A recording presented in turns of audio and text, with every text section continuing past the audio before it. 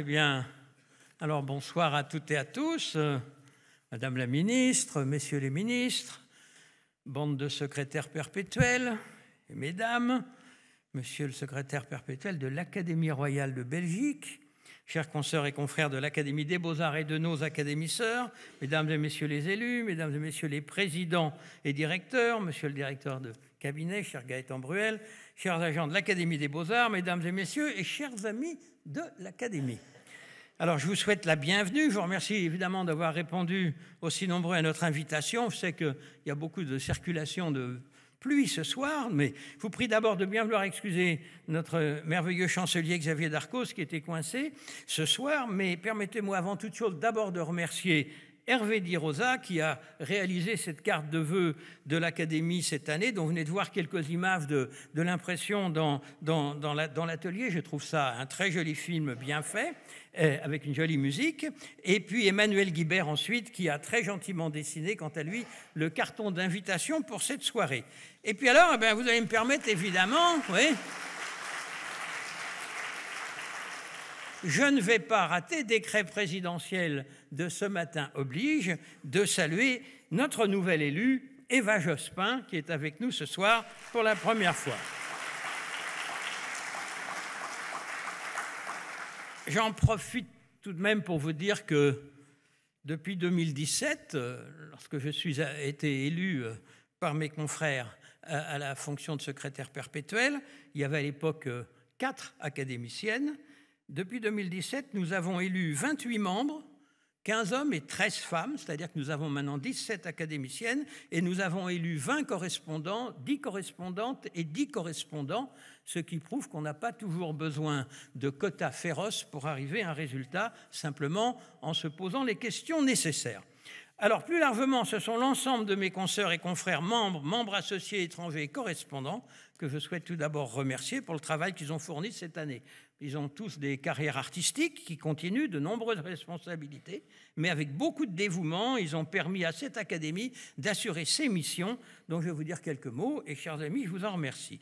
Alors avec la présidente de notre académie pour 2025, notre chère Colline Serrault, qui est également présidente de l'Institut, ça lui fait une double fonction, et notre vice-président Jean Gomy, j'associe immédiatement à mes remerciements et mes vœux à l'ensemble des agents de l'Académie, ici au Palais ou en poste sur nos différents sites, et dont le travail nous est précieux, sans oublier bien sûr les agents de l'Institut qui nous accompagnent, ainsi que l'ensemble de nos partenaires et de nos prestataires.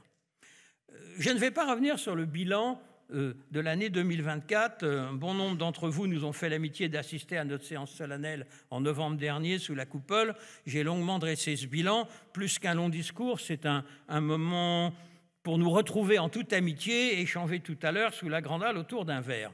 Je préfère utiliser ces quelques moments pour vous parler de l'avenir, de celui de notre académie, bien sûr, et peut-être en quelques mots, en guise de conclusion, de la situation un peu difficile de la culture et des arts. D'abord, pour commencer, sur notre patrimoine, qui constitue en quelque sorte, avec ses membres et correspondants, la vitrine de notre académie. La situation est très simple pour l'année qui s'ouvre. Tous nos sites, ou presque, sont en travaux ou vont être en travaux. Pour commencer, au sud, assez loin, la villa et les jardins Efrussi de Rothschild, que dirige depuis 2 ans notre consoeur Muriel Mayette-Holz, vont connaître leurs premiers travaux d'envergure avec la rénovation de 2 bâtiments qui accueilleront pour l'un notre administration, ce qui va nous permettre de restituer à la visite la quasi-intégralité de la villa, et pour l'autre des artistes en résidence, des musiciens ou paysagistes. La villa elle-même sera quant à elle complètement restaurée à l'extérieur comme à l'intérieur à partir de fin 2026, mais les jardins resteront ouverts. Il fallait véritablement que l'Académie reprenne en main directement la villa pour pouvoir la fermer 2 ans, ce qui n'était pas possible, évidemment, à une entreprise privée. Abordons maintenant Paris par le sud, où la maison atelier Lursa, dans le 14e arrondissement, est en train de voir ses derniers artisans intervenir sous la direction de notre confrère Jean-Michel Villemotte. Le site sera ainsi enfin ouvert au public à partir de mai prochain, à quelques mètres de la librairie boutique que nous avons déjà ouverte depuis décembre dernier et qui est juste à l'entrée de la Villa Seurat. On se prépare d'ailleurs à une fête mémorable. Si nous rejoignons maintenant le centre de Paris, au bout des jardins du Palais Royal, la Galerie Vivienne, dont l'Académie des Beaux-Arts est copropriétaire majoritairement, elle va compter à la fin de l'été un nouvel espace d'exposition. Nous pourrons ainsi mettre en valeur certains lauréats de nos prix et organiser des expositions thématiques ou monographiques dans un espace totalement restauré et qui comportera aussi un espace librairie avec 2 grandes galeries souterraines qui sont tout à fait spectaculaires, qui vont nous permettre aussi, de temps en temps, d'avoir des expositions plus longues dans le pavillon Comtesse de Caen, qui est cette magnifique salle d'exposition, qui également avait été entièrement restaurée par Jean-Michel Villemotte, décidément qui est partout avec nous, et je le remercie, il y a quelques années. Et c'est un pavillon qui, évidemment, a de très nombreuses expositions que vous voyez souvent. À l'ouest, aux confins du 16e arrondissement, notre confrère Éric Desmazières prépare déjà activement la restauration complète et l'extension du musée Marmottan-Monet, qui sera ainsi fermé à compter du début de l'année 2027, à l'issue de l'année commémorant le 100e anniversaire de Claude Monet, avec probablement 3 ans et demi de travaux. De l'autre côté du périphérique, à Boulogne-Billancourt, notre confrère Adrien Goetz, qui a été un brillant président de l'Académie l'année dernière, directeur de la bibliothèque et de la Villa Marmottan, nous y avons déjà créé 3 ateliers logements pour des artistes, 2 pour des chercheurs, et nous conduisons actuellement la restauration des pièces historiques et de l'auditorium, qui est un auditorium qu'avait souhaité créer mon confrère Marcel Landowski, avant de nous attaquer au parc, ce qui viendra conclure ces travaux. C'est un endroit extraordinaire qui, vous le savez, est à peine à 100 mètres de Roland-Garros. Quittons Paris, si on rejoint la Normandie et le village de Giverny, où notre confrère Alain-Charles Perrault, qui a succédé à notre cher Hugues Gall, à la direction de la maison et des jardins de Claude Monet, a proposé à notre compagnie de nouveaux projets visant à améliorer le confort des très nombreux visiteurs, près de 800 000 en 2024, sur une période de 7 mois, que nous accueillons chaque année. L'accueil d'artistes en résidence à Giverny sera également au cœur de nos réflexions en 2025. Un peu plus à l'aise, dans le Vexin, notre confrère Jean-Michel Otoniel va parachever cette année les travaux de la Villa Dufresne, qui accueille déjà pour la 3e année un collectif d'artistes boursiers dont nous exposerons les œuvres à l'issue de leur résidence. Dans l'appartement d'Auguste Perret à Paris, enfin, notre confrère Pierre-Antoine Gatier supervisera cette année la restauration des espaces et du mobilier de ce magnifique appartement. Tous ces travaux représentent beaucoup d'engagement pour nos équipes, que je remercie encore. Ils sont absolument nécessaires pour la préservation de ces lieux incroyables dont nous avons la chance d'être propriétaires par don ou par legs. Ils vont représenter, pour les 5-6 prochaines années, je ne peux pas vous le cacher, plusieurs dizaines de millions d'euros d'investissement pour notre académie, qui devra les financer sur fonds propres, car nous ne pouvons recourir à l'emprunt, comme d'ailleurs nos académies sœurs. Au-delà de cet enjeu patrimonial, ces importants travaux sont aussi pour nous l'occasion, à chaque fois que nous le pouvons, de promouvoir et de soutenir la création artistique qui est au cœur de nos missions et de nos réflexions. Alors, ce soutien passe naturellement par le développement des résidences d'artistes que nous possédons sur ces différents sites et qui viennent s'ajouter aux autres programmes que nous menons en collaboration avec d'autres institutions. Sur ces différents sites, nous allons assez rapidement arriver à une 30aine d'artistes en résidence. Alors, sur les autres institutions, avec la Cité internationale des arts, avec la Villa Médicis, à la Casa Velasquez, au Château de Lourmarin, même la Villa Albertine, ou encore, bientôt, le domaine de Frappetel que notre très cher ami Dominique Perrault a fait revivre d'une façon extraordinaire. Ces résidences s'accompagnent le plus souvent donc de bourses de vie, d'opportunités d'exposition durant et à l'issue des périodes de résidence, je dis même de tutorat vis-à-vis de nos confrères et d'une possibilité pour nous de montrer le travail de ces jeunes artistes aux collectionneurs, aux galeristes, aux critiques, aux journalistes, c'est très important. Je forme le vœu que 2025 voit mis en œuvre les programmes de résidence que nous avons imaginés avec le château de Villers-Cotterêts, dont je salue le directeur, et l'établissement public du Mont-Saint-Michel. Ces programmes viennent compléter l'attribution des nombreux prix et bourses que nous décernons chaque année avec mes consoeurs et mes confrères qui prennent beaucoup de temps pour cela avec des partenaires aussi que je salue et que je remercie. Ces prix sont attribués dans toutes les disciplines, dans toutes les esthétiques, à des artistes de tous les âges, à tous les moments de la carrière, des prix d'encouragement au Grand Prix de consécration. Vous savez que nous avons initié maintenant depuis 2 ans des Grands Prix de l'Académie dont le principe est un prix de 30 000 €, dont le lauréat ne reçoit pas l'argent, mais va nous désigner 3 jeunes artistes qu'il souhaite que nous aidions en son nom. Autrement dit, c'est une sorte de prix de mécénat qui me semblait extrêmement important.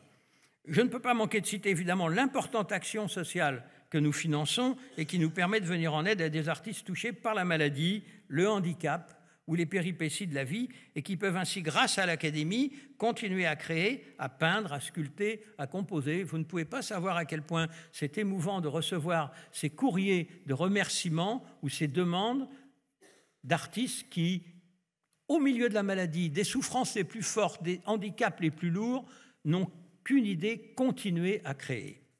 Depuis quelques années, avec mesure, nous avons également démultiplié notre soutien à la création, à la diffusion, à la préservation du patrimoine ou encore à la recherche à travers des fondations que nous abritons. C'est quelque chose de tout à fait nouveau dans notre compagnie.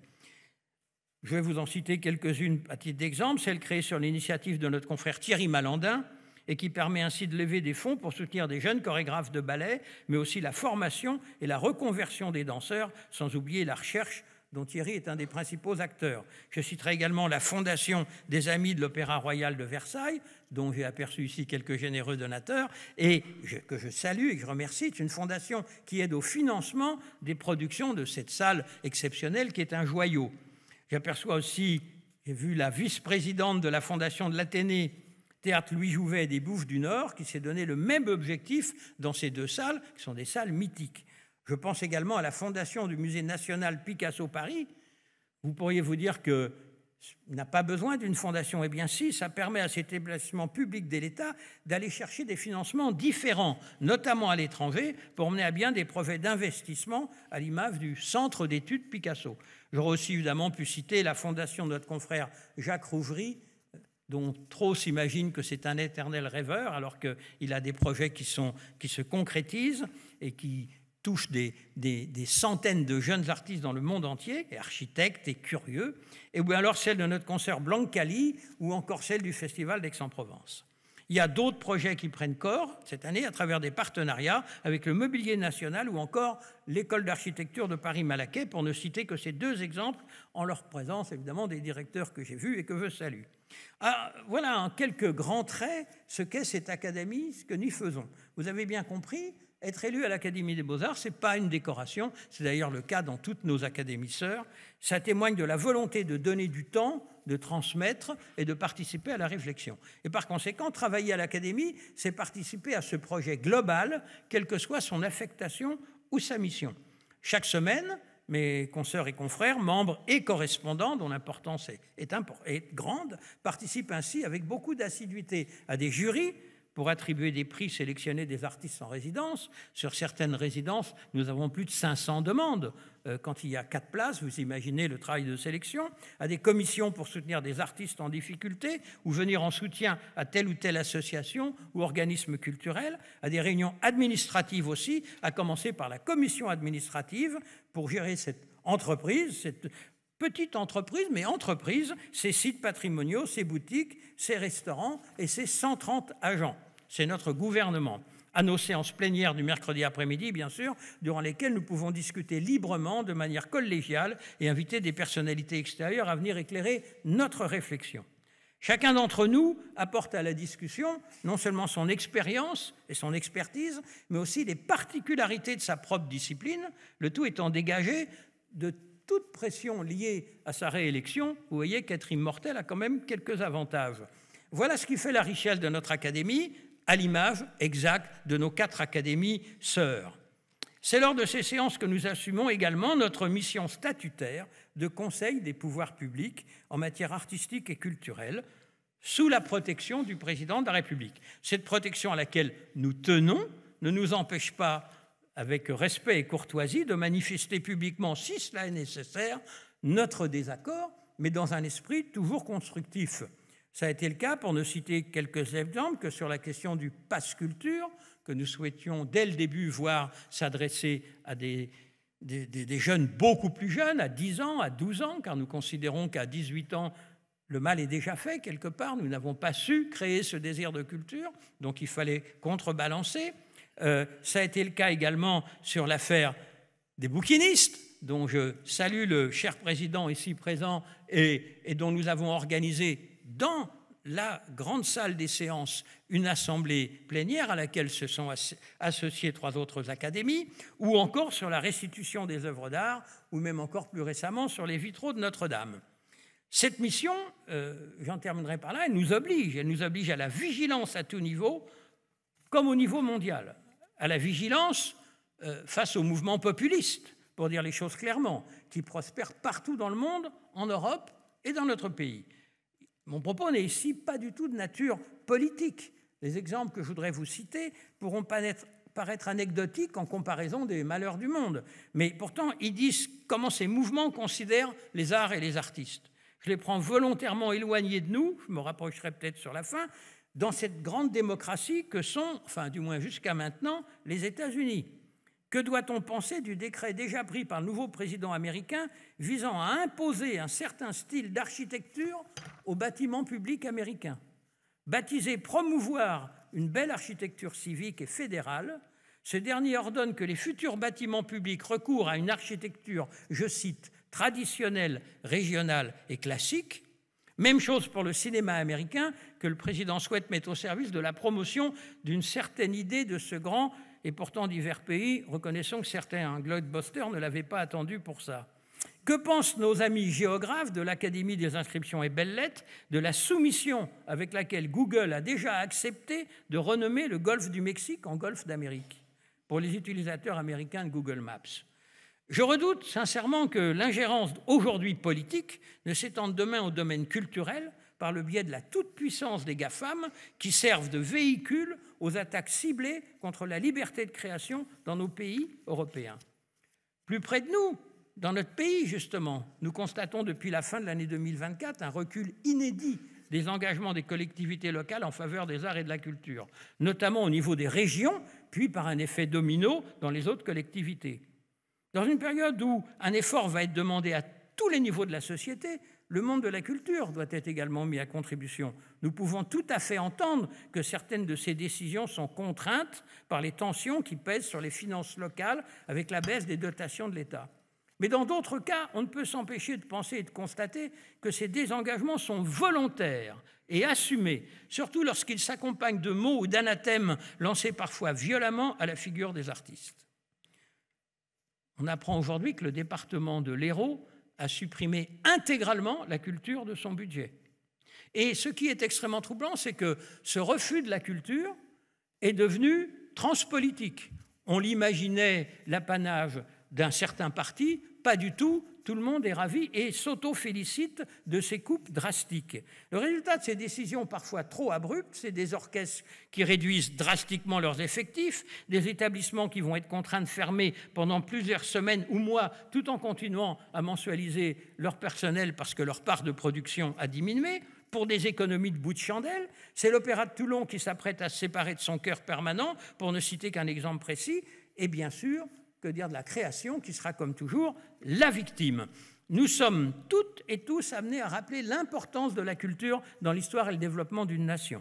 Mais vis-à-vis de nombreux responsables politiques, nous ne devons pas hésiter à souligner le ruissellement économique que nos musées, opéras ou festivals induisent. Il suffit pour cela de se remémorer de la catastrophe de l'annulation du Festival d'Avignon sur l'économie de cette cité. Il faut donc faire comprendre aux responsables publics, mais il y en a ici quelques-uns qui sont parfaitement convaincus, heureusement, que l'image d'un monde culturel simplement assisté est très réductrice et que son apport est essentiel pour la prospérité de notre pays. Mais dans cette période, il est nécessaire que le dialogue entre les acteurs culturels et les responsables publics soit intensément maintenu. Et il me semble tout autant primordial, dans un esprit de responsabilité, que tous, face à cette situation, c'est-à-dire lorsque l'argent public se raréfie, nous nous assurions que chaque euro public soit utilisé de la manière la plus efficace et efficiente possible. À défaut, si nous prétendons être tout simplement intouchables, nous allons être tout simplement inaudibles. Comme vous le voyez, j'ai à cœur, depuis que mes consoeurs et confrères m'ont accordé leur confiance en 2017, de permettre à notre Académie de concrétiser ces actions, de mieux les faire parfois, de faire ce que nous ne faisions plus, pas ou pas assez, et donc d'assumer pleinement nos missions. Ce mouvement ne va pas s'arrêter, car notre Académie, forte de ses membres et de ses correspondants, continuera de prendre la part qui est la sienne, à la hauteur de ses capacités et de ses moyens, au soutien des artistes, à la création dans la pluralité de ces esthétiques essentielles pour nous. L'Académie n'est pas l'académisme, à l'entretien et à la mise en valeur du patrimoine de la France. Nous n'avons naturellement pas la prétention ou l'ambition de nous substituer aux collectivités ou à l'État. Nous n'en avons ni la vocation ni les moyens. Mais à chaque fois que nous le pouvons, nous nous efforçons d'aider des initiatives que personne d'autre ne finance, et souvent de le faire avec une réactivité que les processus d'aide publique ne permettent pas. C'est par exemple dans cet état d'esprit que nous avons évoqué aujourd'hui et que nous allons aider les artistes à Mayotte, puisque tous les plans extraordinaires et l'énergie de reconstruction à Mayotte qui sont en train d'arriver et qui sont essentiels ne parlent jamais de culture, donc nous sommes là pour le faire. Je crois aussi maintenant qu'il est nécessaire davantage de faire savoir encore plus ce que nous faisons, et je remercie pour cela les journalistes qui nous accompagnent et qui se font l'écho de nos actions qui servent l'intérêt général. L'Académie des Beaux-Arts va continuer à communiquer sur ses réseaux sociaux avec toutes les précautions que cela impose et sur son site internet qui sera totalement refondu en 2025. Nous allons également élargir la diffusion de notre publication La Lettre de l'Académie, dont les dossiers sont souvent l'occasion d'inviter des membres d'autres académies à s'exprimer, comme dans le prochain numéro dont le thème est « L'artiste foudroyé ». Il n'est pas en relation directe avec ce qui se passe, mais il est prémonitoire, ce titre. Je forme d'ailleurs le vœu plus large pour 2025 que le travail interacadémique se développe davantage, par exemple sur la question de l'intelligence artificielle qui nous concerne comme citoyens, comme scientifiques, chercheurs, écrivains et comme créateurs. Nous relions également dans cette lettre les conférences, concerts, expositions, colloques et autres nuits que nous organisons tout au long de l'année. Le temps me manquerait pour être exhaustif. Aussi, c'est sur la base de cette volonté de mieux faire savoir que nous avons accueilli avec beaucoup d'intérêt et de bienveillance le projet du documentaire que nous allons voir maintenant en avant-première avant sa diffusion le 9 mars prochain sur la chaîne Planète. D'abord, je tiens à remercier celles et ceux qui sont à l'origine de ce projet et qui sont ainsi intéressés à notre Académie, le groupe Canal+, en la personne de Gérald Brice, Viret et Christine Coquelin, Brain Production, à travers Alain Pancrazi, Laurent Bacry, Philippe Tessier et la réalisatrice du film Valérie Inizan, à Léonard Bouix et à Franck Vrignon à la caméra. Il ne s'agit pas d'une commande. Nous avons simplement accepté d'ouvrir nos portes quelques semaines à Valérie Inizan et à son équipe. Il s'agit plutôt, je dirais, d'une sorte de photographie de notre institution, d'un point de vue, d'un parti pris qui met notamment en lumière nos plus illustres et regrettés consoeurs et confrères parce qu'ils seront plus aisément reconnus par les spectateurs. Je dois vous avouer, chère réalisatrice, que vous auriez été jusqu'à Camille Saint-Saëns, Paul Dukas ou Gabriel Fauré à certains moments de ce film, je ne vous en aurais pas voulu. Il était de toute façon naturellement impossible de parler de tout et de manière exhaustive en 48 minutes, je crois. Quant au titre que vous avez choisi, chère Valérie, l'autre Académie, vous savez que ça m'a fait passer un certain nombre de coups de fil, ce titre, pour vous dire la vérité. C'est naturellement votre liberté de réalisatrice, de documentariste, de créatrice. D'ailleurs, ce n'est pas dans notre compagnie, dont la première des missions est défendre la liberté de création, qu'on allait dire quel que soit. J'imagine que vous allez nous dire quelques mots sur ce choix. J'ai pour ma part fait ce que vous aviez bien voulu dire par là. J'avais eu une proposition d'Étienne Gis qui disait « bah oui, l'Académie c'est nous, toi c'est l'autre ». C'était intéressant comme théorie, voilà. Mais j'hésite encore entre deux hypothèses. Vous avez peut-être voulu pointer la singularité de notre compagnie, à la fois entièrement tournée vers ses missions académiques, mais aussi celle qui consacre beaucoup de temps et de moyens à sa mission d'opérateur culturel dans tous les lieux dont je vous ai parlé. Ou vous avez peut-être perçu durant ces 4 semaines de tournage combien, à côté de nos 4 académies sœurs, l'Académie des Beaux-Arts était une assemblée de fous furieux et qu'elle était en cela une autre académie différente, singulière. Je pense plutôt pour la deuxième proposition. Voilà. Alors écoutez, en attendant de vous entendre, je vous souhaite une belle et heureuse année 2025 à toutes et tous, à vos familles, à vos proches, à vos collaborateurs. Et j'invite donc maintenant à cette tribune, avant que l'écran ne s'abaisse, Madame Christine Coquelin est directrice des documentaires et des chaînes découvertes du groupe Canal+, et Valérie Nizan, qui est la réalisatrice de documentaires. Je vous remercie.